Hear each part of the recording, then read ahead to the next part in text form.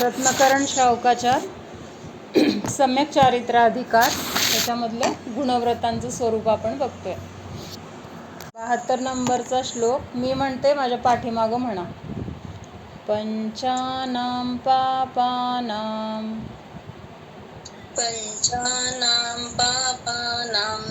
हिंसादीनां मनोवचकायै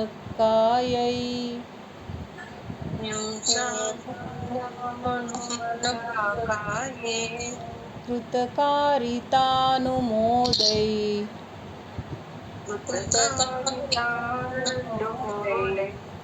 स्त्यागस्तु महाव्रतं महताम्.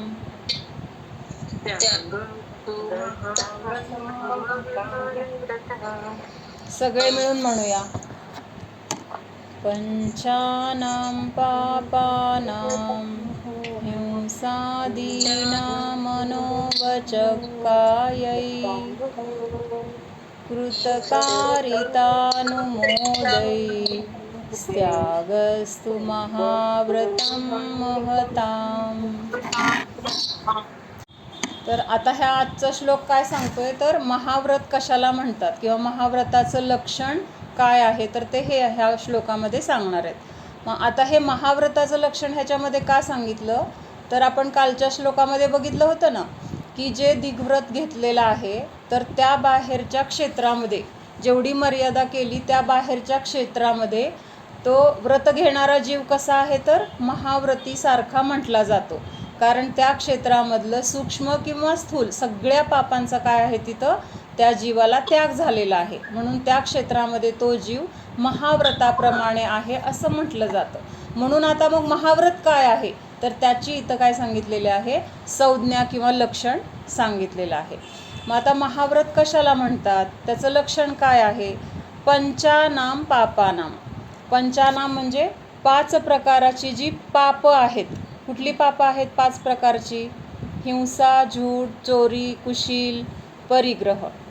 ही 5 प्रकारची जी पापं आहेत, तर ह्या 5 प्रकारच्या पापांचा मनाने वचनाने कायेने आणि काय कृतकारित अनुमोदनेच्या द्वारे त्याग करणे. कशाचा त्याग करायचा आहे, 5 प्रकारच्या पापांचा. जी हिंसा आदी जी 5 पापं आहेत, तर त्या 5 पापांचा मनाने वचनाने कायेने आणि कृतकारित अनुमोदनेच्या द्वारे पूर्णपणे त्याग. पूर्णपणे म्हणजे सूक्ष्मपासून स्थूलपर्यंत, म्हणजे तिथं थोडंही हिंसा, झूठ, चोरी, कुशील किंवा परिग्रह हे कुठलंही पाप तिथं करणार नाहीत. म्हणजे पूर्णपणे पापाचा तिथं त्याग, तर त्याला काय म्हटलंय, महाव्रत असं म्हटलेलं आहे. आता श्रावकाला असा त्याग नव्हता. श्रावकाला कसा त्याग होता, तर स्थूल पापांचा त्याग होता. कारण बाकीच्या सगळ्या क्रिया वगैरे श्रावक आहे किंवा गृहस्थ आहे म्हणजे करावं लागणार. त्यामुळं त्या श्रावकाला फक्त स्थूल रूपाने काय होता, तर 5 प्रकारच्या पापांचा तिथं त्याग होता. म्हणजेच एकदेश त्याग होता किंवा देश त्याग होता. आणि आता इथं काय सांगितलंय, महाव्रतामध्ये ह्या 5 प्रकारच्या पापांचा पूर्णपणे त्याग, म्हणजे थोडंसुद्धा तिथं पाप नाही, थोडं पण हिंसा नाही, थोडंसुद्धा खोटं बोलायचं नाही किंवा चोरी नाही किंवा कुशील नाही किंवा सगळ्या प्रकारच्या परिग्रहाचा तिथं पूर्णपणे त्याग केलेला आहे. श्रावक काय करतो, तर परिग्रहाचं प्रमाण करतो. म्हणजे आपल्याला जेवढं आवश्यक आहे तेवढा परिग्रह ठेवून बाकीच्या परिग्रहाचा त्याग करतो. पण मुनींनी काय केलेलं आहे, तर सगळ्या प्रकारच्या परिग्रहाचा पूर्णपणे त्याग केलेला आहे. म्हणजे त्यांच्या शरीरावर सुद्धा आता एक अणू एवढं सुद्धा वस्त्र नाही, म्हणजे एक वस्त्राचा धागा पण तिथं नाही किंवा त्यांच्याकडे कुठल्या प्रकारचं धन नाही, कपडे नाहीत, घर नाही, नातेवाईक नाहीत. ह्या सगळ्या गोष्टींचा त्यांनी कसा केला आहे, पूर्ण त्याग केला आहे. त्याच्यानंतर कुठलं आरंभ करतायत का, ते आरंभ म्हणजे कुठला व्यवसाय करतायत का, कुठल्या काय गोष्टींचा उद्योग करतायत का, काही नाही. तर सगळ्या गोष्टींचा त्यांनी काय केलेला आहे, त्याग केलेला आहे. आणि नुसता त्याग केलेला नाही, तर त्या गोष्टीला मनापासून इच्छा नाही आहे त्यांची करण्याची. म्हणजे जे काही हे 5 पापं आहेत, आता आपल्याला नाविलाज म्हणून करू शकत नाही, पण आतून करायची इच्छा आहे असं म्हटलं तर त्याचा त्याग झाला असं म्हणता येणार नाही. म्हणजे समजा असं ठरवलं की आज मला एकासन करायचे आणि एकासन सगळ्यांनी केलं म्हणून मी पण नियम घेतला, मला आतून इच्छा नाही आहे एकासन करण्याची, पण सगळेजण करणार आहेत, मग मीच नाही केलं तर कसं, मग मी पण करणार सगळ्यांच्या बरोबर. पण अंतरंगातून काय भाव आहेत? खाण्याचे भाव आहेत किंवा व्रत त्याग करण्याचे भाव नाही आहेत. एकासन बळजबरीने केले, मग त्या एकासनाला काय अर्थ आहे का? जे मी बळजबरीने केले किंवा सगळे करतायत म्हणून केले. तिथं मनापासून आतून इच्छा पाहिजे की मला एकासन करायचे किंवा ते एकासन का करायचे ह्याचं जर मला ज्ञान असेल तर माझ्याकडून ते एकासन सहज होईल. कोणाला दाखवायसाठी, कुणीतरी केलं आहे म्हणून किंवा सगळे करतात मला केलं पाहिजे म्हणून, असा बाकीच्या तिथं कुठल्याही तिथं अपेक्षा नसणार आहेत. तर अंतरंगातून आपली इच्छा असेल तर ते खरं म्हटलं जातं.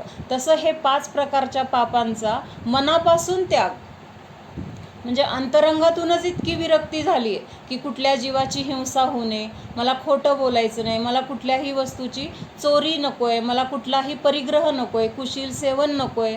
म्हणजे हे सगळं अंतरंगातून त्यांची इतकी विरक्ती झाली आहे. म्हणून तिथं काय म्हटलं आहे, त्या सगळ्या पापांचा मनापासून त्याग केला. आतून त्यांना तसे भाव झालेत की मला हे सगळं त्याग करायचं आहे. आणि त्याच्यानंतर वचनाने, म्हणजे आता असं नाही आहे की मनाने केले आणि वचनातून नाही मला हे करायचं आहे, मला करायचं होतं पण मला आता नाविलाज म्हणून मी सोडतोय, असं नाही आहे. तर मनाने, वचनाने, कायेने, म्हणजे शरीराकडून पण अशी कुठलीही 5 प्रकारच्या पापांची क्रिया तिथं होणार नाही. म्हणून काय सांगितलं आहे, मनाने, वचनाने, कायेने ह्या 5 प्रकारच्या पापांचा त्याग करणं. म्हणजे जरी सगळा त्याग तर केला आहे, पण परत काय करतोय, कसंही उठतोय, कसंही बसतोय किंवा त्या शरीराच्या जे काही शरीराच्या मागण्या आहेत, इंद्रियांच्या मागण्या आहेत, तर त्या मागण्या पुरवायची तिथं काय आहे, तयारी आहे, तरीसुद्धा तिथं तो मग त्याग, खरा त्याग नाही. तर मनाने पण त्याग पाहिजे, वचनाने पण त्याग पाहिजे आणि कायेने पण त्याग पाहिजे. तर तिथं काय झाला, तो खरा त्याग झाला किंवा खरं ते व्रत झालं. आणि मग नुसतं मन, वचन, कायेच्या सोबत अजून काय येणार, कृतकारित अनुमोदन. म्हणजे समजा कोणी पाप करते तर त्या, किंवा स्वतः तर पाप करणार नाहीत पण कोणाला करायला पण सांगणार नाहीत. आता मी कसं, आता मुनिव्रत धारण केले, मग मी तर स्वतः करू शकत नाही, पण कोणाला तर मी करायला सांगितलं तर सुद्धा ते व्रत कसं झालं, खरं व्रत नाही किंवा त्या व्रतामध्ये दोष आहेत, दोष लागतात.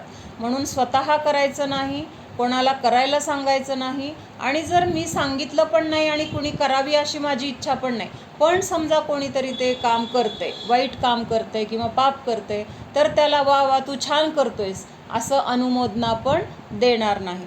तर असं ह्या 5 प्रकारच्या पापांचा मनाने, वचनाने, कायेने, कृतकारित अनुमोदनेच्या द्वारे पूर्णपणे त्याग करणे. तर हेच काय आहे, महाव्रत असं म्हटलंय. आणि कुणाचं आहे हे, जे गुणस्थानवर्ती महापुरुष आहेत.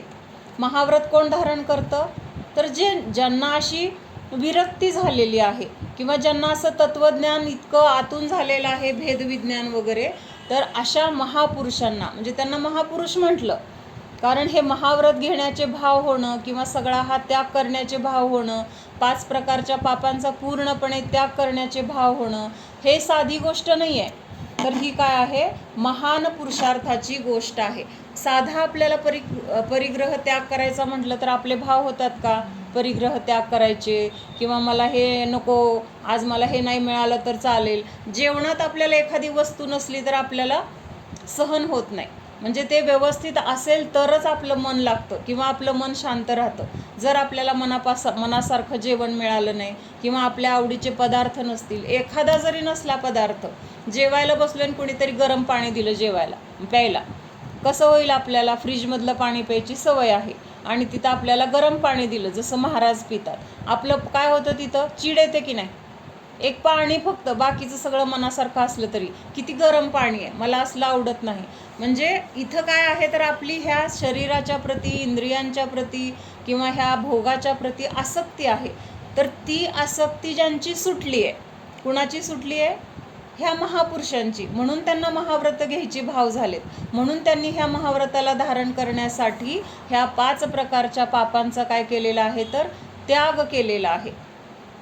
ज्याच्याजवळ परिग्रह जास्त आहे तो श्रेष्ठ, की ज्यांनी परिग्रहाचा त्याग केलाय तो, ते श्रेष्ठ. कोण श्रेष्ठ, आपल्याला वाटतं ज्याच्याजवळ परिग्रह जास्त आहे, पैसा जास्त आहे, बंगला, गाडी, नोकर चाकर, मोठमोठी पदं आहेत, तर ते श्रेष्ठ असं वाटतं आपल्याला. पण हे शांतीनाथ, कुंथुनाथ आणि अरनाथ हे 3 तीर्थंकर, तर हे 3 तीर्थंकर कसे होते? चक्रवर्ती होते, कामदेव होते, प्लस तीर्थंकर होते. म्हणजे 3 पदव्यांचे ते धारक होते. म्हणजे अख्ख्या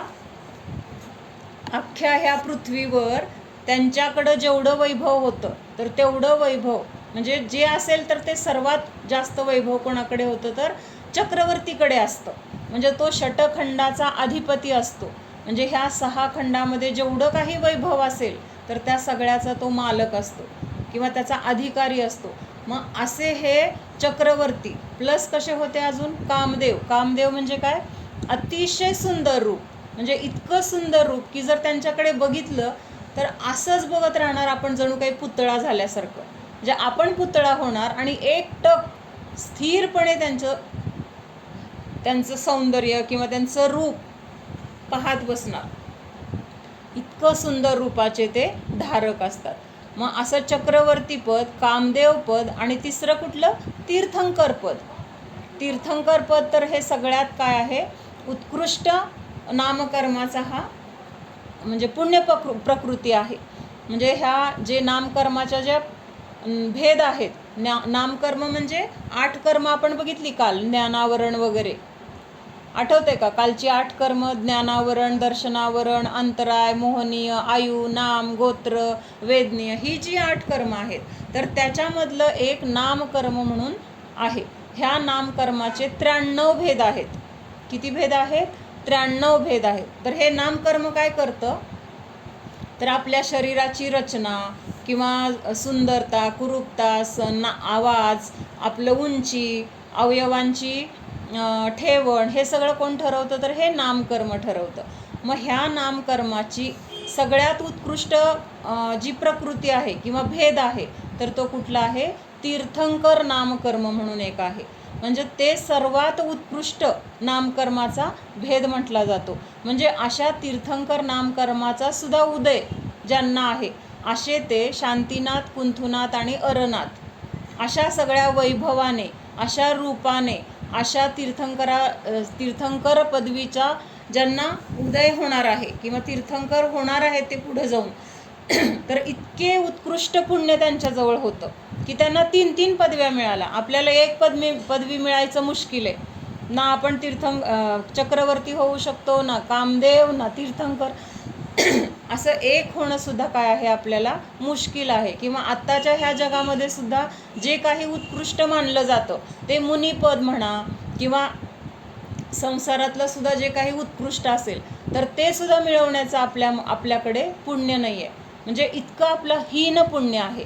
पण ह्यांचं पुण्य कसं होतं? तर ते चक्रवर्ती पण होते, बलदेव पण होते आणि कामदेव होते आणि तीर्थंकर होते. बलदेव नाही हां, तीर्थंकर, चक्रवर्ती आणि कामदेव. तर इतकं सगळं उत्कृष्ट पुण्य एका ठिकाणी होतं किंवा त्यांनी तेवढं केलं होतं. तरीसुद्धा हे काय केलं ह्या तिघांनी? शांतीनाथ, कुंथुनाथ आणि अरनाथ हे तिघं शेवटी हे सगळं वैभव, हे सगळं काय जे काही त्यांना प्राप्त होतं, तर सगळ्याचा त्याग केला त्यांनी. म्हणजे ते पुण्य चांगलं आहे असं वाटलं असतं तर त्यांनी ते सोडलं असतं का? मग आपल्याला काय वाटतं? हे सगळं वैभव मिळालं तर आपण खरं श्रेष्ठ किंवा तर आपण काय आहोत? ह्या जगामध्ये सगळ्यात महान आहोत असं आपल्याला वाटतं. पण हे सगळं वैभव मिळवण्यापेक्षा मिळालेलं वैभवसुद्धा सहज सोडणं, तर हे जास्त काय आहे? महान पुरुषार्थाचं काम आहे. महान म्हणजे काय? सहज कुणालाही हा पुरुषार्थ जमणार नाही. असे काही विरळेच आहेत की जे हे सोडू शकतात. मिळाल्यानंतर सुद्धा ते सोडण्याची पण त्यांच्यामध्ये काय आहे? तर तेवढी त्यांची शक्ती आहे किंवा तेवढं त्यांच्याकडे वैराग्य उत्पन्न होते की ते त्या वैभवाला तुच्छ लेखतात. कसं तुच्छ लेखतात? तर अंगावर समजा धूळ आली, आपल्या अंगावर समजा कपड्यावर सगळ्या धूळ पडली, तर आपण काय करतो? उठून ते कपडे झटकतो. मग ते झटकताना आपल्याला असं वाईट वाटतं का की अरे ही धूळ आपण झटकून टाकतोय, अरे आता ही धूळ आपल्यापासून दूर होत चालली आहे, कुठं तर निघून चालली आहे, असं नाही वाटत. तर उलट आपल्याला काय वाटतं? चला कधी एकदा माझ्या कपड्यावरची धूळ निघून जाईल आणि मी स्वच्छ होईल. म्हणजे ती घाण आहे असं आपल्याला वाटतं आणि ते नकोशी वाटतं. तर तसं हे तीर्थंकर, चक्रवर्ती आणि कामदेव असे ही पदं असून त्यांनी ह्या सगळ्याचा त्याग केला. कसा त्याग केला? तर त्या धुळीप्रमाणे त्याग केला की नको हे वैभव, नको हे चक्रवर्ती पद, नको हे कामदेव पद, मला ह्या सगळ्याचं काय झालेलं आहे? वीट आलेलं आहे. आणि कधी एकदा मी हे सगळं सोडून माझ्या स्वतःच्या आत्म्यामध्ये मी लीन होऊ, असं त्यांना आतून काय होते? भाव होते. म्हणून त्यांचा पुरुषार्थ कुठं जास्त आहे? ग्रहण करण्यामध्ये पुरुषार्थ आहे का सोडण्यामध्ये पुरुषार्थ आहे? तर तिथं आपल्यापेक्षा आपल्याला वाटतं ज्याच्याजवळ काय नाही आहे तो गरीब आहे, ज्याच्याजवळ वैभव नाही आहे किंवा ज्याला काय येत नाही आहे किंवा ज्याचा घरदार नाही आहे, ज्याला काय कुठले नातेवाईक नाही आहे, तर तो सगळ्यात कमी दर्जाचा किंवा हीन, दीन, गरीब असा आपण त्याला समजतो. मग ह्या मुनिराजांजवळ कोण असतं? घर असतं, त्यांच्याजवळ नातेवाईक असतात, पैसे. हां, एक मिनिट. पण नसणं वेगळी गोष्ट आहे आणि असून सोडणं वेगळी गोष्ट आहे. त्यांनी असून सोडलंय म्हणून ते महान झालेत. पण ज्यांच्याकडे त्यांच्या कर्मानेच त्यांना ते मिळालेलं नाहीये किंवा त्यांना कमवायची इच्छाच नाहीये, ही कॅटेगरी वेगळी आहे आणि हे वेगळं आहे ना. वेगळं आहे की, पण आपल्याला असं वाटतं की नाही, समजा आता मी खूप गरीब आहे, मी किती कष्ट केले पण मला पैसे मिळत नाहीयेत, मग मी स्वतःला काय समजते? संसारी जीवामध्ये अशीच तुलना केली जाते आणि ते असंच समजलं जातं. तुलना केली जाते, करू शकतो. मग ते काय वेगळे होते का आपल्यापेक्षा? आपल्यासारखेच होते संसारी जीव, आपल्यासारखंच ते पण कधीतरी मागच्या जन्मामध्ये होते, ज्यांना कमी म्हणजे ज्यांच्याकडे कमी पुण्य होतं किंवा अशा पदव्या नव्हत्या, असं सगळं धन संपत्ती नव्हती किंवा सुंदर रूप नव्हतं, अशी पदं नव्हती, आपल्यासारखेच होते. आपल्यासारख्या अवस्थेमध्येच त्यांनी असं काहीतरी पुण्य बांधलं किंवा असं काहीतरी पुण्य केलं, किंवा पुण्य केलं म्हणजे ते पद मिळावं म्हणून पुण्य केलं नाही, तर त्यांच्याकडून ते सहज झालं. आणि कसं सहज झालं? तर त्यांना त्यावेळेस सुद्धा ह्या भोगांची किंवा ह्या सगळ्या वैभवाची इच्छा नव्हती. इच्छा नसताना त्यांच्याकडून, म्हणजे त्यांनी काय त्या इच्छेने पुण्य केलं नव्हतं, तर स्वतःच्या आत्म्याचं स्वरूप जाणून किंवा ह्या संसाराचं स्वरूप जाणून त्यांनी स्वतःमध्ये इतके लीन झाले होते किंवा इतके त्यांचे परिणाम विशुद्ध झाले होते की त्या परिणामांच्या विशुद्धीमुळं त्यांना अशी कर्म बांधली गेली की त्या कर्माच्या उदयामध्ये पुढच्या जन्मी ते काय झाले? तीर्थंकर, चक्रवर्ती आणि कामदेव तिन्ही पदं त्यांना मिळाली. पण ती पदं मिळवण्यासाठी पण त्यांनी प्रयत्न केला नव्हता आणि ती पदं त्यांच्याकडं तेव्हा नव्हती, पण जेव्हा त्यांनी असं कर्म बांधलं. मग आपल्यासारखेच ते होते. मग आत्ता संसारामध्ये आपण काय विचार करतोय की आता मी संसारात आहे, मग मला असे विचार येणार, त्याच्यात काय चूक आहे? असं जर आपण म्हणत बसलो तर आपण ह्या चक्रातून बाहेर कधीच पडणार नाही. ह्या चक्रातून बाहेर पडण्यासाठी माझे विचार चुकीचे आहेत का बरोबर आहेत, हा विचार आपण करून त्याची परीक्षा करायला पाहिजे. मग तेच मला आत्ता सांगायचं आहे की आपल्यासारखेच ते जीव आहेत, त्यांचे पण आपल्यासारखे संसारामधले अनेक भव झालेले आहेत, पण कुठल्या तरी भवामध्ये त्यांना हा साक्षात्कार झाला की बाबा मी जीव ह्या सगळ्यापासून वेगळा आहे किंवा हे संसारातले भोग मला खरं सुख देणारे नाहीत, हे वैभव माझ्यासोबत कायम येणारं नाही. मग जे माझं नाही त्याच्यासाठी मी का एवढं प्रयत्न करू?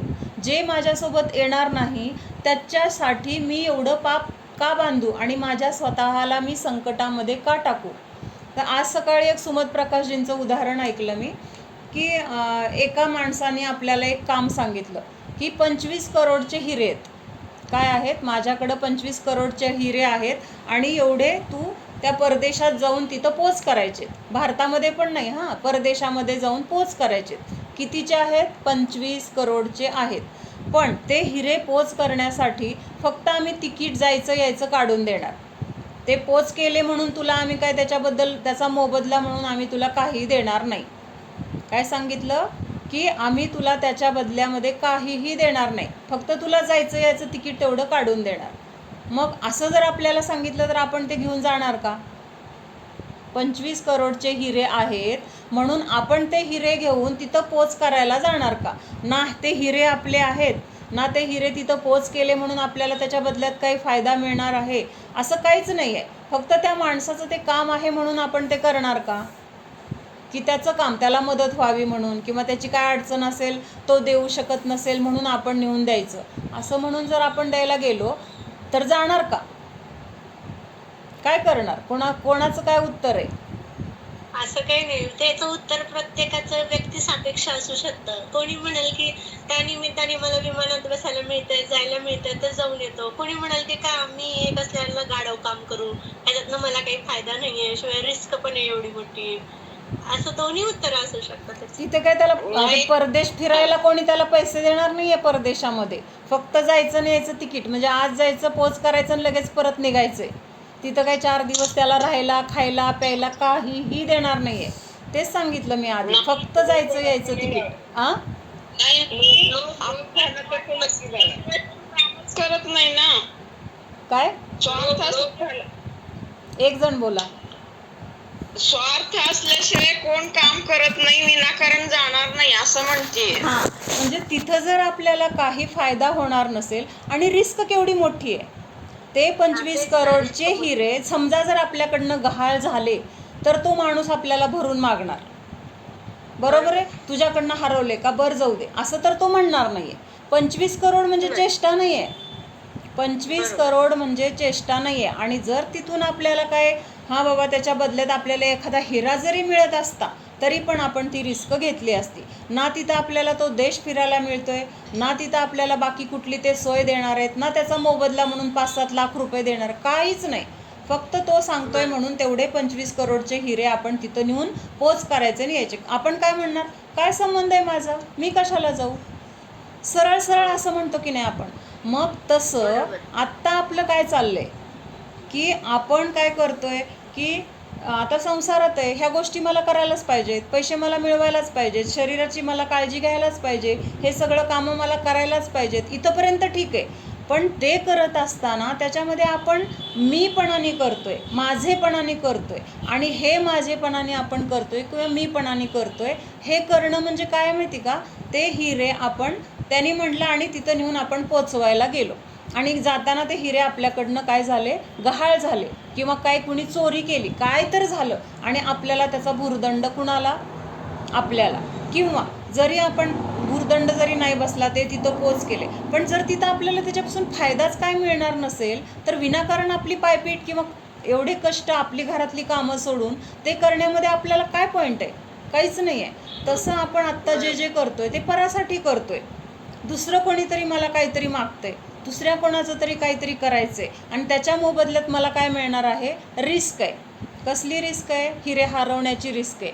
किंवा समजा ते कसले असतात ते हिरे, चोरीचे असतात ना, म्हणजे ब्लॅकमेल करून, म्हणजे लपवून आणलेले असतात, स्मगलिंगचे असतील, आणि जर पकडले गेलो आपण तर हिरे तर जाणार, आपण पण तिथे कैदीमध्ये जाणार. समजा ते पकडले गेले, म्हणजे रिस्क केवढी आहे. तर तसं आत्ता आपण जे काही करतोय ना, तू आत्ता म्हणली ना की नाही आता संसारात आहेत म्हणजे असे भाव तर होणारच, आपल्याला हे असे विचार येणारच की हे गरजेचं आहे, ते गरजेचं आहे, करावंच लागणार. पण तिथं जर हा विचार असेल की दुसऱ्यासाठी करून मी का अडकू, दुसऱ्यासाठी असताना मी का रिस्क घेऊ, मग ह्या शरीरासाठी संसार. मी ऐक, माझा मुद्दा वेगळाच होता आणि तू जे सगळं बोलतीये ना ते पूर्ण वेगळं आहे. माझा मुद्दा मगाचा तो होता की तू जे म्हणत होती ना, संसारात आपल्याला गरीब लोक दिसतात, ज्यांचं काही नसतं स्वतःचं वगैरे, आणि दुसरं म्हणजे जे आपले भगवंत आहेत, ज्यांनी एवढं चक्रवर्ती असून पण सगळं सोडून दिलेलं आहे, जे होतं त्यांच्याकडे तरी त्यांनी सोडलंय. ते मी तुला सांगत होते की जन्माने गरीब असणं वेगळी गोष्ट आहे, आणि ज्यांना जन्मानेच ती बुद्धी दिलेली आहे की असून पण सगळं सोडणं, ती वेगळी कॅटेगरी आहे. तेच त्यांना बुद्धी कधी होते की जेव्हा त्यांच्याजवळ काय नव्हतं ना, तेव्हाच त्यांना त्या परिग्रहाची आसक्ती नव्हती, त्या परिग्रहाचा मोह नव्हता, शरीराच्या भोगांचा मोह नव्हता. म्हणजे हाच त्यांचा काय होता तर पुण्यकर्माचा तिथं बंद होता.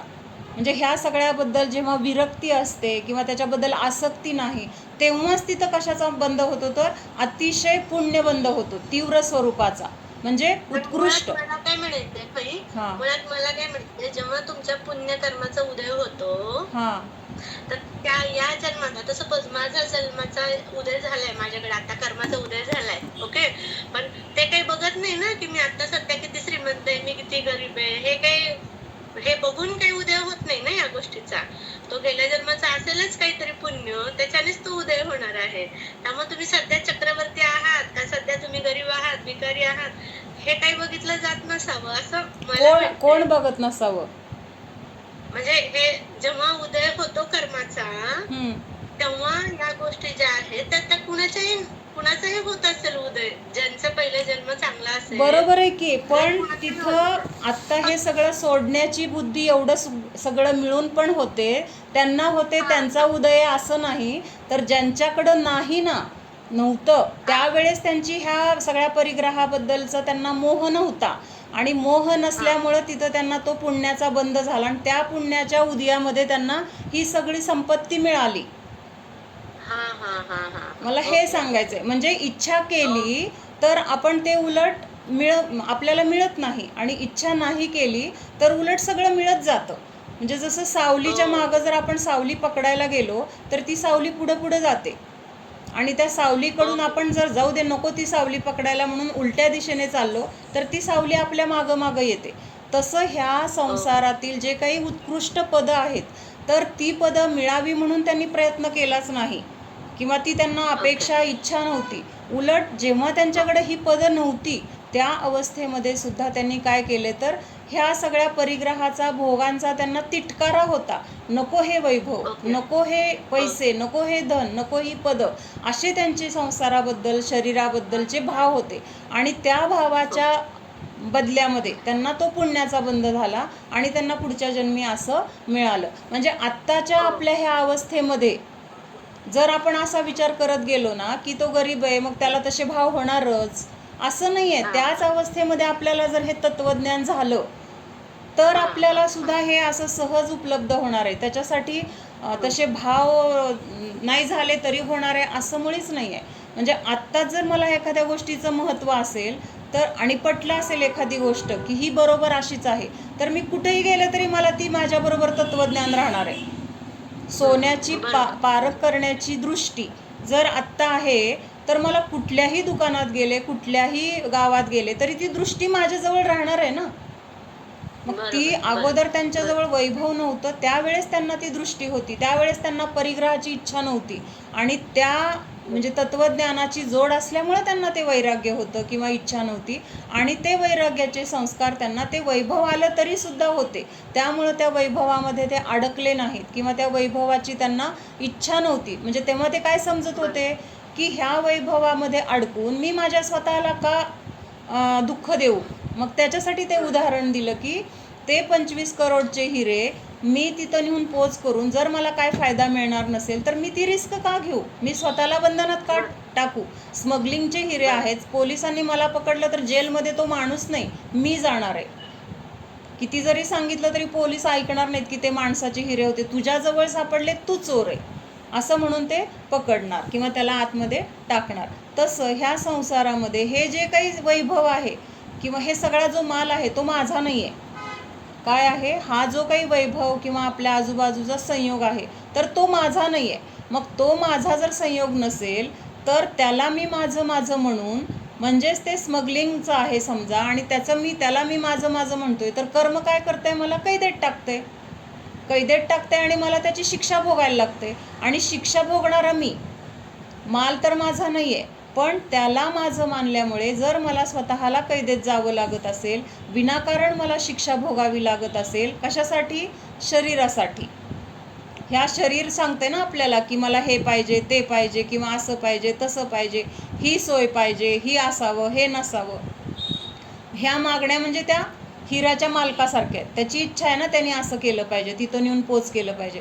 तसं हे शरीर मागणी करतंय सतत, तू असं कर, तू ते कर. मग हे केल्यामुळं त्या जीवाला काय फायदा होणार आहे, फायदा तर काही नाही आहे, काहीच मिळणार नाही आहे. उलट तो काय होणार आहे, जेलमध्ये अडकणार आहे, किंवा त्याला सगळे हे जे काही शिक्षा असतील त्या शिक्षा भोगाव्या लागणार आहेत. आणि हे त्या जीवांना कधी कळलंय, चक्रवर्ती तीर्थंकर ह्यांना आधीच्या भावामध्ये, जेव्हा ते तीर्थंकर नव्हते, चक्रवर्ती नव्हते किंवा कामदेव नव्हते. मग त्या भावामध्ये सुद्धा त्यांचे भाव असे होते की हे सगळं काय आहे, मला जेलमध्ये अडकवणार आहे, किंवा कर्माचा बंध करून देणार आहेत, कर्माच्या तावडीत अडकवणार आहे, त्यामुळं मला ह्याच्यामध्ये अडकायचं नाही आहे. हे त्यांचे परिणाम त्यांच्याजवळ काय नव्हतं तेव्हा होते. त्यामुळं आपल्याला आत्ता ह्या अवस्थेमध्ये असे भाव येणं वगैरे असं वाटतंय आपल्याला, सर्वसाधारण सगळीकडे असं चाललंय ना, त्यामुळं असं वाटतंय. पण जर आपल्याला तत्त्वज्ञान समजलं, काय आहे तत्व हे जर आपल्याला समजलं ना, तर ह्याच्याबद्दल आपल्याला म्हणजे आसक्ती मोह होण्याच्या ऐवजी तिथं विरक्ती होईल. विरक्ती होईल हे सांगायचं. संयूला झालं तसं आहे ना. संयू आता परवा आपला तो ह्याचा विषय झाला होता ना, लोणचं वगैरे खायचं नाही, म्हणजे जास्त दिवसाचं लोणचं खाल्लं तर तिथं त्रस जीवांची हिंसा होते. त्याच्यामध्ये सगळे ते जे जीव असतात तर ते सगळे सप्त धातूपासून बनलेलं त्यांचं शरीर असतं. तर तिने कायमचं ते काही बरणीभर लोणचं होतं तिच्याकडं परवाच घातलेलं 80 लिंबाचं, ते सगळं लोणचं काढून टाकलं आणि नियम घेतला 3 दिवसाच्या वर मी आता लोणचं खाणार नाही, आयुष्यभरासाठी नियम घेतला. म्हणजे सगळ्यांनी ही प्रेरणा घेण्यासारखं आहे. म्हणजे आता संयो तुला हे लोणचं सोडण्यासाठी त्रास झाला का गं? आता मला खायला मिळणार नाही, आता माझं कसं होणार, सगळे खाणार मग मलाच खायला मिळणार नाही, आता नियम तर घ्यायला पाहिजे असं म्हणून घेतला का आतून विरक्ती झाली? नाही, मला ते बाटली बघितली की किळस आल्यासारखं वाटू लागला, म्हणून घेऊन टाकला.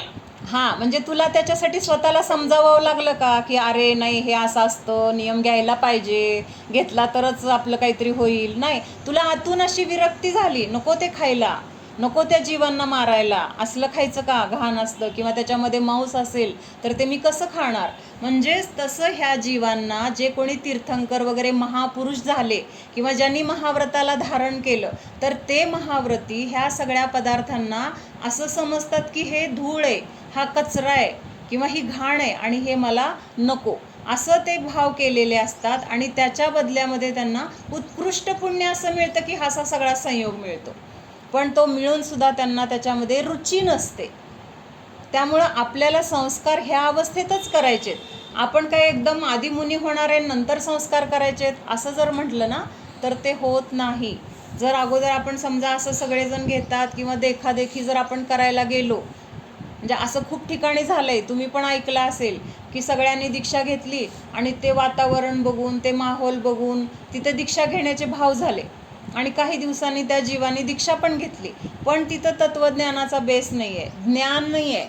धर्म काय आहे, धर्माचं स्वरूप काय आहे किंवा आचरण कसं असतं, का करायचं हे ज्ञान जर नसेल तर त्या दीक्षा घेतल्यानंतर त्याचं बर्डन वाटतं, ते सोडून द्यावं वाटतं, मला होणार नाही असं वाटतं. म्हणजे आज सकाळीच एक विषय झाला म्हणून कळलं, विशुद्ध सागर महाराजांच्या संघामध्ये असं कोणीतरी होतं म्हणे की ज्यांनी अगोदर दीक्षा घेतली आणि दीक्षा घेतल्यानंतर त्यांना जे काही नियम आहेत ना, आता दीक्षा घेतल्यानंतर सगळं काटेकोरपणे सगळे त्यांचे मूलगुण असतात किंवा त्यांच्या रोजच्या जे चर्या, कशा पद्धतीने आहार घ्यायचा, काय झालं तर अंतरा पाळायची, हे सगळे नियम बघितल्यानंतर त्यांनी दीक्षेचा छेद केला, मला हे पाळणं होणार नाही असं स्पष्ट सांगितलं आणि दीक्षेचा छेद केला.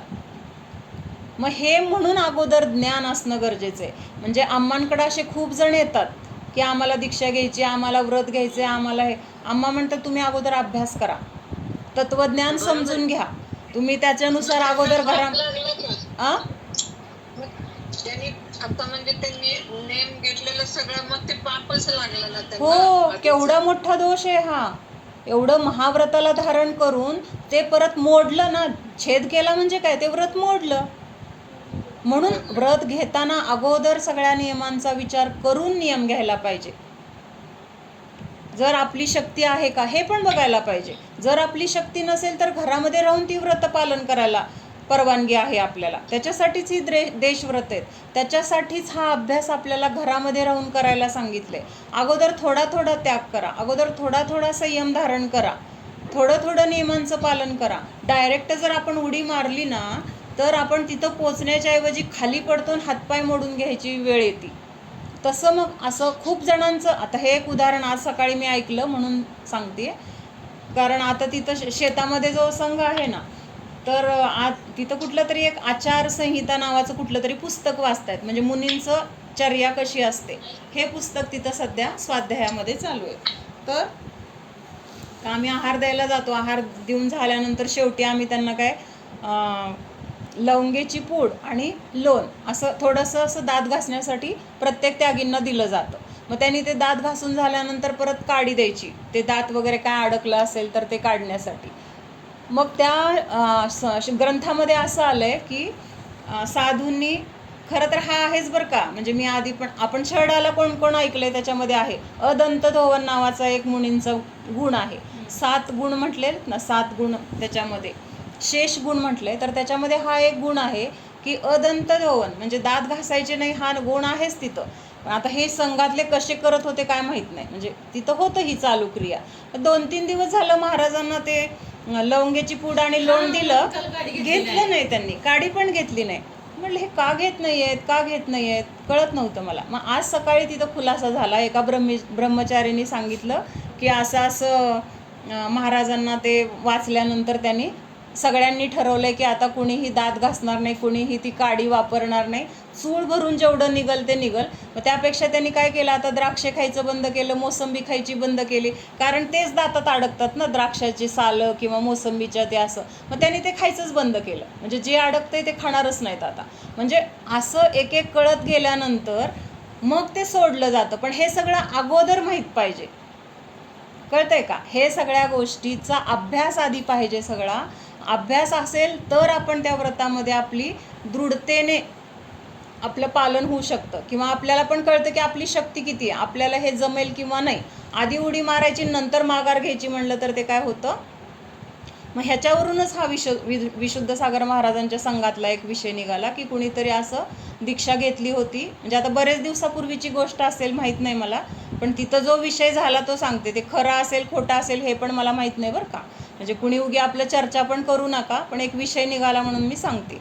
आणि आपल्याला कुणाला दोष पण द्यायचे नाही आहेत, फक्त आपण त्याच्यातून हे शिकायचं आहे की बाबा आपण असं नाही करायचं. एखादी गोष्ट जर आपल्याला करायची आहे, नियम घ्यायचा आहे, तर सारासार विचार पाहिजे. परवा पण विषय झाला होता एक 4-5 दिवसापूर्वी. नियम घेताना आपण सगळ्या आपल्या शक्यता, आपल्या अडचणी, आपली तब्येत, म्हणजे आत्ताचा काळ, ह्या सगळ्या गोष्टींचा विचार करून नियम घेतला पाहिजे, म्हणजे आपल्याला त्याचं किती पालन होऊ शकतं. म्हणजे उगी घ्यायचा नियम भावनेच्या भरात आणि पुन्हा जर मोडला गेला तर तिथं त्याला काहीही अर्थ नाही. सगळे उलट पुण्य मिळायच्याऐवजी तिथं पापच लागतं. म्हणून महाव्रत धारण करणं ही सोपी गोष्ट नाही आहे. ह्याच्यासाठी हा विषय निघाला की महाव्रताला धारण करायचं म्हणजे सगळ्या संपत्तीचा, परिग्रहाचा त्याग करायचा. हे सगळं त्याग करणं म्हणजे महान पुरुषार्थ म्हटलंय. आपल्या जवळची एखादी आवडती वस्तू वापरून आपण खूप दिवस झालेले असतात, तरीसुद्धा त्या गोष्टीचा त्याग करायला आपलं मन तयार होत नाही. म्हणजे नाही बाबा, ही माझ्या आवडीची गोष्ट आहे, ही मला आवडती किंवा ही मला पाहिजेच, म्हणजे तिथं आपला इतका मोह किंवा त्या वस्तूमध्ये अडकलेला असतो. आणि हे तर काय करतात, पूर्ण सगळा त्याग करून जातात, म्हणजे त्यांचं मन किती विरक्त झालंय त्याच्यापासून हे समजतंय. तर असे हे महापुरुष काय सांगितलेत, महाव्रताला धारण करतात आणि मग त्यांना महाव्रती असं म्हटलं जातं आहे. म्हणजे हे महाव्रताचं लक्षण बघितलं आपण. काय बघितलं, मनाने, वचनाने, कायेने, कृतकारित अनुमोदनेच्या द्वारे सर्व प्रकारच्या पापांचा पूर्णपणे त्याग. एक एक शब्द महत्त्वाचा आहे बरं का, नुसतं पापांचा त्याग म्हटला तरी पण चुकतंय. पूर्णपणे त्याग कशाचा, सगळ्या पापांचा. कसा त्याग, मनाने, वचनाने, कायेने, कृतकारित अनुमोदनेच्या द्वारे. म्हणजे असं हे सगळं काय आहे तर महाव्रत, ह्याचं लक्षण असं सांगितलेलं आहे. ह्याचा अर्थ वाचते, हिंसा अधिक 5 पापों का मन वचन काय और कृतकारित अनुमोदना से त्याग करना प्रमत्त विरत आदि गुणस्थानवर्ती महापुरुषों का महाव्रत होता है. हिंसा, असत्य, चोरी, अब्रह्म और परिग्रह ये 5 पापोपार्जन के हेतु है. म्हणजे हे 5 पाप जी आहेत ना, हिंसा, असत्य, चोरी, अब्रह्म आणि परिग्रह, हे काय करतात, ही पापं जर आपल्याकडनं झाली तर पापाचं उपार्जन करतात. उपार्जन म्हणजे काय, पापाची निर्मिती, पापाची उत्पत्ती, पाप गोळा करणं. म्हणजे जसं आपण धन मिळवतो की नाही, धन मिळवण्यासाठी काय करतो आपण, व्यवसाय करतो, शेती करतो, जॉब करतो, किंवा जे जे काही असतील प्रकार ज्या मार्गे धन मिळेल तर ते सगळं करतो, त्याच्यातून आपल्याला काय मिळतं, धन मिळतं. तसं ही 5 प्रकारची पापं आपण जर करत राहिलो तर त्याच्यापासून फक्त पापच उत्पन्न होणार. शेतामध्ये बी पेरलं तर त्याच्यापासून धान्य मिळणार आपल्याला. तसं ही 5 प्रकारची पापं करत राहिलो तर ह्याच्यापासून पापाचीच उत्पत्ती होणार, दुसरं काहीही मिळणार नाही हे सांगतायत. म्हणजे ही 5 पापं पापाला उत्पन्न करण्याची कारणं आहेत. समजतंय का? जसं आंबा मिळण्याचं कारण काय आहे तर कोय पेरणं. कोय पेरल्याशिवाय आंब्याचं झाड येणार नाही, त्याशिवाय आंबे मिळणार नाही. तसं धन कमवण्यासाठी आपल्याला काहीतरी व्यवसाय करावा लागेल. तसं ही 5 पापं केल्यानंतर काय होणार आहे, तिथं पापाची उत्पत्ती होणार आहे किंवा पापच आपल्या नशिबाला गोळा करून जमा होणार आहे. इसलिए इनका मन वचन काय और कृतकारित अनुमोदना इन 9 कोटि से त्याग करना महाव्रत कहलाता है. यह महाव्रत प्रमत्त संयतादि गुणस्थानवर्ती विशिष्ट मुनियों के ही होता है, अन्य के नहीं. आणि हे महाव्रत कोण धारण करू शकतं तर 6वे 7वे गुणस्थानवरती जे मुनी आहेत तर त्या मुनींचंच हे महाव्रत असतं. त्यांच्याशिवाय दुसरं कोणीही हे महाव्रत धारण करू शकत नाही.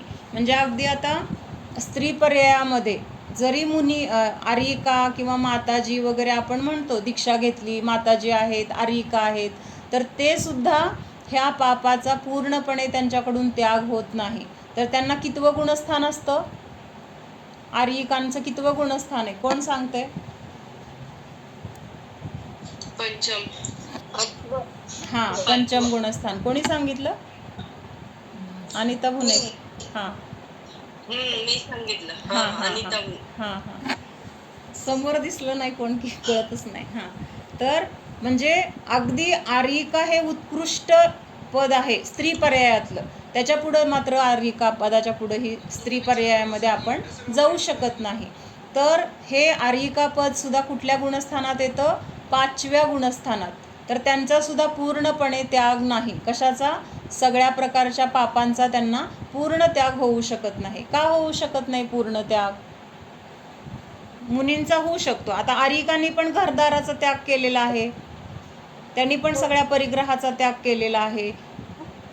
मग त्यांना का 5वं गुणस्थान आणि मुनींना का 7वं गुणस्थान, 6वं गुणस्थान? श्रीपती पुढे जाऊ शकत नाही पंचम गुणस्थानाच्या पुढे. पर्यायात पुढे जाऊ शकत नाही पंचम. हां, तेच की का नाही जाऊ शकत तेच विचारते मी. पंचम गुणस्थानाच्या वरती का नाही त्या? केला जात नाही, पुरुषार्थ केला जात नाही. पुरुषार्थ पण केला जात नाही, प्लस त्यांच्याकडे परिग्रह आहे ना, त्यांना साडी वगैरे सांभाळावी लागते, वस्त्र आहेत, त्याच्यानंतर ते वस्त्र आहे म्हणजे त्या वस्त्राचे विकल्प आहेत. ते वस्त्र धुण्यासाठी हिंसा आहे, पाणी, साबण किंवा ते पाणी कसलं वापरलं, किती वापरलं, ही हिंसा आहे. परत ते वस्त्र फाटलं तर आता दुसरं कोणी देईपर्यंत ते विकल्प आहेत. म्हणजे हे सगळे विकल्प आहेत किंवा त्याच्यासाठी मग हिंसा आहे किंवा इच्छा आहे. म्हणजे परिग्रहाचा पूर्णपणे जिथं त्याग होतो तिथंच 5 प्रकारच्या पापांचा पूर्ण त्याग होणार आहे. आणि म्हणून आर्यिकांनी जरी घरदार सोडले तरी पण तिथं वस्त्र त्याग नाही आहे. आणि त्यांची स्त्री पर्यायामध्ये आपण आलो आहे म्हणजे आपली तेवढी मनाची पण किंवा आपली तेवढी शक्ती पण नाही आहे की तेवढा पुरुषार्थ आपल्याकडून होऊ शकेल. म्हणूनच आत्ता आपल्याला स्त्री पर्याय किंवा स्त्री पर्यायामध्ये एक लिमिट आहे, त्याच्या पुढे आपण जाऊ शकत नाही. म्हणून स्त्री पर्यायामध्ये जास्तीत जास्त गुणस्थान कुठलं असेल तर 5वं, त्याच्या पुढं आपण जाऊ शकत नाही. म्हणून हे महाव्रताला एवढं श्रेष्ठ का म्हटलंय तर तिथं 7व्या गुणस्थानापर्यंत जाण्याची योग्यता आत्ताच्या काळामध्ये बरं का. नाहीतर मग चतुर्थ काळ जर असेल तर तिथं 4थ्या गुणस्थानात जाऊ शकतो, 14व्या गुणस्थानापर्यंत. कधी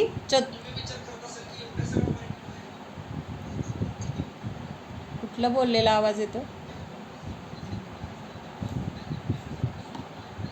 तुझ्याकडचा येतोय का? बंद कर.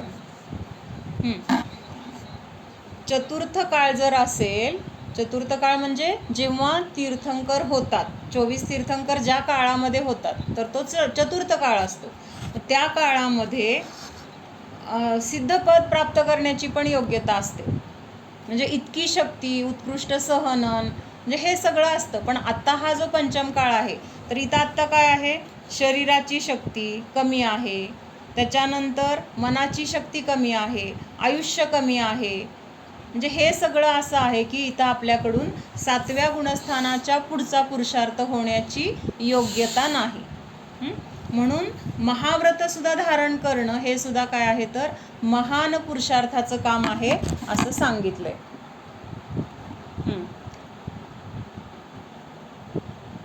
म्हणजे अन्य कोणी हे करू शकत नाही, म्हणजे स्त्रिया सुद्धा 5व्या गुणस्थानाच्या पुढं जाऊ शकत नाहीत हे सांगितलं. चला ठीक आहे, थांबूया इथंच.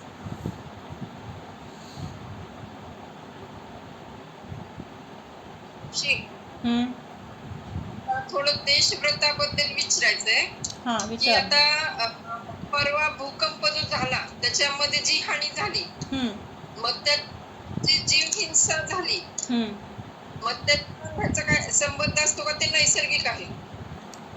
हिंसा जी झाली म्हणजे आता कसली हिंसा झाली काय? भूकंपामध्ये माणसं कापल्या गेली, त्यांचा जीव गेला ना. अच्छा, म्हणजे मी काही वाचलेलं नाही आहे त्यामुळे विचारते. मग हे जे कोणी आता भूकंपामध्ये ज्यांची म्हणजे ज्यांना मरण आलं किंवा ज्यांचं कुणाचं नुकसान झालं किंवा कुणाचं काहीतरी अपंगत्व आलं असेल, हातपाय मोडले असतील, जे काही झालं असेल, तर ज्यांचं झालं त्यांच्या पापाचा तसा उदय होता. आता हे कुणाच्या निमित्तात झालं? भूकंप झाला म्हणजे पृथ्वीकायिक जीवांचा तिथं प्रकोप झाला. प्रकोप झाला म्हणजे त्यांचं काहीतरी उद्रेक असतो. म्हणजे जेव्हा आपल्याला तीव्र कषायांची उत्पत्ती होते, तीव्र आपल्याला त्रास होत असतो, तर कुठल्या ना कुठल्या रूपाने आपला तो बाहेर पडतो. म्हणजे समजा हातामध्ये एखादी वस्तू आहे, खूप राग आला तर आपण फेकून मारतो. समोर मुलगा आहे, राग आला तर त्याला बडवतो. किंवा आता समजा कुणी आपल्याला सासूनी नवऱ्यानी काही बोललं, आता त्यांना उलटं बोलता येत नाही, काय म्हणता येत नाही, तो राग आपण मुलांवर काढतो. म्हणजे कुठल्या ना कुठल्या रूपाने तो प्रकोप बाहेर पडतो. तसा हा पृथ्वीकायिक जीवांचा काय होता? प्रकोप होता. त्याच्याबरोबर समजा तिथं जर काय ते ज्वालामुखी वगैरे बाहेर आला तर तो अग्निकायिक जीवांचा प्रकोप म्हटला जातो. आणि ह्या प्रकोपामुळं ज्यांचं काही नुकसान झालं, शारीरिक असेल, आर्थिक असेल, तर ते नुकसान त्यांनी त्या पृथ्वीकायिक जीवांचं मागच्या जन्मी केलेलं होतं. आणि त्याचा उदय त्यांना आत्ता असा आला की त्यांना त्यांच्या निमित्तात मरावं लागलं किंवा नुकसान सहन करावं लागलं, शारीरिक मानसिक त्रास सहन करावा लागला. म्हणजे विनाकारण कुठलीच गोष्ट होत नाही एवढं लक्षात ठेवायचं. आणि जसं आपल्याला त्रास होतोय किंवा जे आपल्याला मिळतंय ते आपण पूर्वी कोणाला तरी तसं दिलेलं आहे एवढं लक्षात ठेवायचं. मग ते चांगलं असेल किंवा वाईट असेल. म्हणजे आता उदाहरण बघ, आपण आता झाडत असतो, झाडताना ना असं आपण झाडूचे ते काड्या वगैरे झालेले असतात. म्हणजे आता झाडू जर आणल्या जसा मऊ असतो तसा झाडू थोड्या दिवसांनी राहत नाही. पण आपण काय विचार करतो, चालतोय अजून ना, चालवा. म्हणजे त्या काड्या रफ झालेल्या असतात, त्याचा मऊपणा कमी झालेला असतो. मग ते झाडत असताना तिथं जीव असतात सूक्ष्म, आपल्याला ते दिसत पण नाहीत. किंवा कधी मुंग्या पण असतात, कधी बारीक जीव असतात, काही असतं. मग ते सगळं त्या झाडूचं त्यांना टोचतं की नाही? टोचतं की नाही? आपल्याला टोचू शकतं. आपण तर आता एवढे मोठे असतो, म्हणजे सहन करण्याची आपली शक्ती जास्त असते. आणि त्या जीवांची शक्ती तर किती असते? अगदी कमी असते. मग त्यांना ते टोचतं की नाही? बऱ्याच वेळा ते ह्याच्यातच ते मरतात पण. म्हणजे अगदी आपण सावकाश ढकललं तर ते जिवंत तरी राहतात, नाहीतर बऱ्याच वेळा मरतात. किंवा आता असं झाड किंवा गॅलरी आहे, गॅलरी धुतोय आपण, धुताना आपण काय बघत नाही, तिथं मुंग्या आहेत आणि आपण पाणी ओतलं दणादणा आणि गॅलरी धुवून काढली. त्या मुंग्या कुठं गेल्या? पाण्यामध्ये वाहून गेल्या का वाहून? मुंग्या तर दिसतात आपल्याला, सूक्ष्मजीव पण खूप असतात. मग त्याचा उदय आपण ते समजा ते पाण्यात त्यांना ओतलंय त्यांच्या अंगावर आणि त्या मुंग्या वाहून गेल्यात, ह्याचा उदय आपल्याला कसं येणार? आपण पुरात वाहून जाणार, आपल्या घरामध्ये पाणी येणार, आपलं सगळं त्याच्यामध्ये वाहून जाणार, आपण पण वाहून जाणार, आपलं काय कुटुंब वाहून जाईल. किंवा ज्यांनी ह्या गोष्टीला अनुमोदना दिली त्यांना पण त्या गोष्टीला सामोरं जावं लागणार. म्हणजे त्यामुळं बारीक सारीक गोष्टी करताना हा विवेक पाहिजे की वस्तू आपण कुठं ठेवतोय, काय करतोय. तर ते करत असताना कुठल्या जीवांची हिंसा होत नाही ना, तिथं जीव आहेत का, मुंग्या आहेत का, किडे आहेत का, झुरळं आहेत का, त्यांना आपल्यामुळे ते मरतील का, आपण जे करतोय त्या क्रियेमुळे त्यांना काही त्रास होईल का, हा सगळा विचार आपण करायला पाहिजे. किंवा आता आपण गॅसवर काहीतरी ठेवलं, गरम करायला ठेवलं आणि नीट म्हणजे आता तांदूळ घेतला आणि कुकरला लावला, पोहे काढले आणि फोडणी टाकले, न बघता केलं, मग आपल्याला पण काय होणार, असंच कुठंतरी आपल्याला पण शिजवलं जाणार. किंवा आगीमध्ये आपण पण बऱ्याच वेळा असं होतं की नाही, अंगावर काहीतरी पडलं आणि त्याच्यामध्ये भाजलं. आणि एक मध्ये कुणाचं तरी उदाहरण असं ऐकलं होतं की बाथरूममध्ये ते गिझर वगैरे असतात आता, गॅस गिझर, आणि त्या गॅस गिझरचं काय लिकेज झालं काय माहीत नाही, तर ते आंघोळीला गेलेला माणूस बराच वेळ बाहेरच आला नाही. आणि का आला नाही म्हणून थोड्या वेळाने बाहेर काढलं तर तो म्हणजे तिथं बेशुद्ध पडला होता. दार तोडून काढलं आणि पूर्ण भाजला होता. कशाची? ती वाफ, गॅस गिझरची, ती गरम वाफेने तो काय झाला, तिथं अक्षरशः पूर्ण भाजला. मग हॉस्पिटलमध्ये कितीतरी दिवस त्यांना ठेवलं तिथं, पण तिथं काहीही उपयोग झाला नाही. मग हे कशाचा उदय असतो हा? तर अग्निकायिक जीवांना आपण पण असा त्रास दिलेला आहे, त्या जीवांना, म्हणून ते आज आपल्याला त्या रूपाने त्रास द्यायला तिथं हजर झाले. आणि ती वेळ ठरलेली असते, ते काळ कुठल्या ठिकाणी कधी, हे सगळं काय असतं ते हे कर्माचे उदय आपल्याला बरोबर येऊन आपलं ते परतफेड करून जातात ते जीव. ते कर्म असं आपल्याला काय एकत्र आणतं आणि तिथं एकमेकांची परतफेड होते आणि मग आपल्या कर्माची तिथं निर्जरा होते. म्हणून जर प्रत्येक गोष्ट करताना जर आपण विचार केली, आपण पाणी बदा सांडतो, ते पाणी सांडताना पण कितीतरी जीव मरतात किंवा कितीतरी पाण्याची हिंसा होते, त्या पाण्यातल्या जीवांची, त्रसकायिक जीवांची हिंसा होते. पुरामध्ये वाहून जाणं किंवा आपलं पण असंच आपल्या अंगावर कुठून तरी पाणी पडणं, त्याच्यामध्ये आपण गुदमरणं, म्हणजे हे सगळ्या गोष्टी ना, म्हणजे आपण केलेल्या प्रत्येक गोष्टीचं फळ आपल्याला मिळते. कार्बन कॉपी असते ना, आपण वरून जसं लिहिलं तसं खाली उमटलं जातं, सेम तसं असतं, काहीही त्याच्यामध्ये फरक नाही आहे. म्हणजे वरती रेष जाड आणि खाली बारीक उमटली असं पण नाही आहे. जसा आकार काढलाय तसाच तिथं खाली उमटणार.